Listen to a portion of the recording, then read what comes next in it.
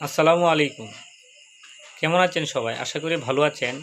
BD doctor NEET এর পক্ষ থেকে সবাইকে জানাই আন্তরিক শুভেচ্ছা ও অভিনন্দন। আমি আছি ডক্টর ইমরান সিদ্দিকী, ডিএইচএমএস, ঢাকা। আজ আপনাদের সাথে দুটি মেডিসিন বা ওষুধ নিয়ে কথা বলবো, যা স্কুল, কলেজ ও ছোট বাচ্চাদের ক্ষেত্রে খুবই উপকারী।